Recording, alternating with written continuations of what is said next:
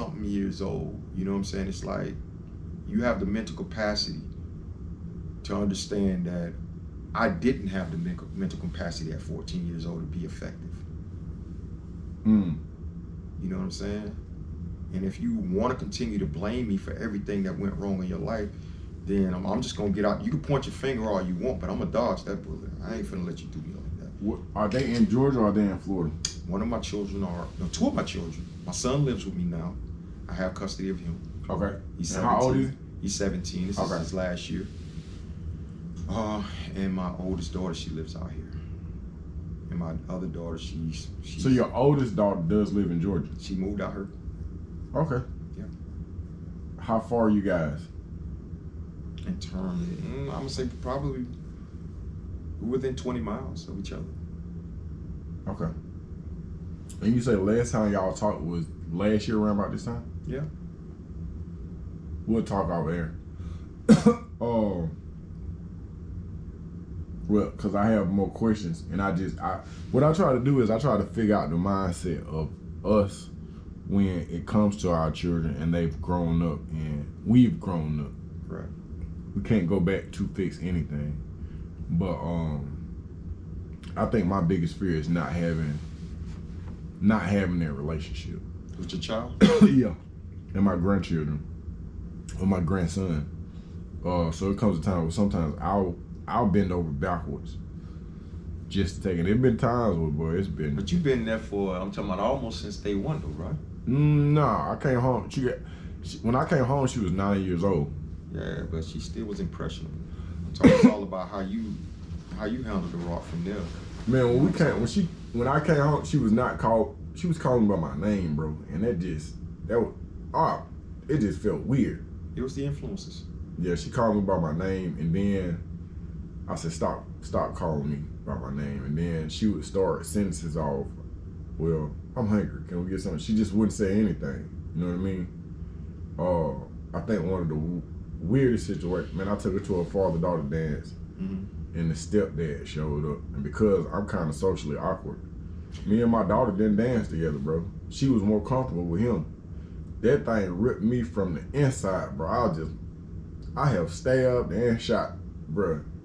This thing ripped me, man. It ripped me. But I just told myself, man, I'm gonna do what I can in order to, Well, my daughter, I went to her last year and I told her, I said, you got two boys, you know what I'm saying? You got I want to say the kid's like 12, 13, give or take now. And the youngest one is about 7 or 8. And I told her, I said, these boys they don't need to be, you don't need to hold them so close to your bosom. They need male interaction. And I don't mind. I got you. Yeah. And she said, my children don't need you, I do. And I was like, okay, cool. I understand it, but at the end of the day, they don't have their fathers either. And you went through all that destruction from my absence, and I get it. Like I said, I'm not trying to like justify anything that I did. I was who I was, man. Right. And I accept the fact that I had to sacrifice a relationship. I would like to rebuild it, but if we can't find a place, a mutual ground where we can be father and daughter, then I'm not going to be a dartboard. You know what I'm saying? I'm not going to let you beat me down, abuse me on every corner, because that's how you feel. You know what I'm saying? I'm going to say this, and this is from a father who has been absent. Hey, man, and I'm talking to you like brothers, because we are brothers. No doubt. We got an obligation to them folks. Oh, I don't doubt that. And like I said, I hadn't thrown in the towel. Right. But I'm saying, it's like this, bro. I'm talking about you got the energy that you got to get up every single day and go punch your time clock. Okay. To get your money how you get your money. Okay. Your energy is you got to spread how you got to spread. Okay. Sometimes you got to go back and you got to recharge just to do what you do. Right. You know what I'm saying? Yeah. But then you got somebody over there that just seems deliberately trying to sap you of everything you got going on. You know what I'm saying? Just for the sake of, you know what I'm saying? I get it. You hurt. Yeah. You know what I'm saying? But then you ain't trying to allow me to help. On every corner, I'm talking about, you keep asking me about why wasn't I there for you at 14? Mm-hmm. And you want me to go back, you know what I'm saying, to a 14-year-old's capacity and really understand the dynamics of that child's thoughts. Mm-hmm. And I've tried. I had to fight through my daughter's, it would be her grandmother and great-grandmother, mm-hmm. as well as times when it's just her mother. Mm-hmm. Until I had to climb these mountains and move stuff around. I'm talking about get to where I had to go to, which was my daughter. Mm-hmm. And it's been times where I pull up to the house, man, and I get cussed out like a dog. Yeah. You know what I'm saying? At 14, 15 years old, just to bring Pampers milk. Right. You know what I'm saying? And I'm talking about it's like, and then you got to walk away with your head up like, man, when she get older, y'all need to explain this to her. Mm-hmm. Y'all need to tell her what y'all doing. Y'all gonna turn around and act like it's all my fault. Nobody's gonna have to bear this burden but me. Mm-hmm. I understood that back then. Right. You know what I'm saying? But when now that this child is older, she embraced them. Mm-hmm. You know what I'm saying? And I'm talking everything they told her, whether it's the truth or a lie.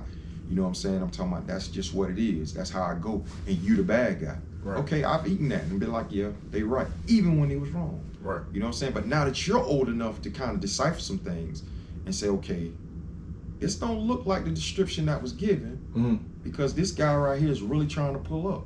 I guess it feels like I'm going to see how much you can take. Mm-hmm. So I go as far as I can go.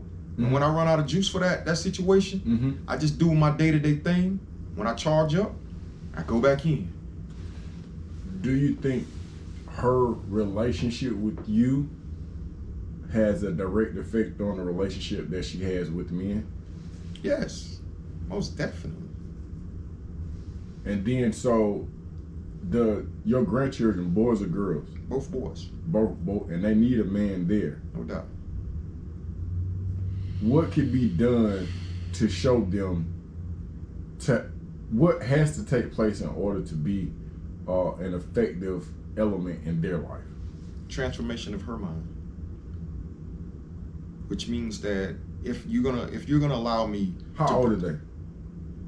Like I say, the oldest boys should be like 13, mm-hmm. and the youngest boy should be 8, give or take. Will she let you see them? I don't know. I don't think that she'll stop me. Mm-hmm. If I pull up, I think I'll be okay. I encourage you to try to see him. I encourage you. Well, I'm not ruling it out. I'm open. Mm-hmm. I'm open. They celebrate Christmas? Of course. I'm open, man. I'm not throwing in the towel. Like I say, and it's no excuse. There's no excuse. They play sports? The oldest boy does. The What youngest sport? boy is I don't know the youngest kid that plays sports. I know that the oldest one is very, very athletic. And so their father's not there. Okay, so their fathers both live in the same county that we grew up in, St. Lucie County. Oh, they back in Florida. They back in Florida. Oh. And I think that, and it's just, don't quote me on this, but I think the reason she left was because she wanted to start over. Mm-hmm.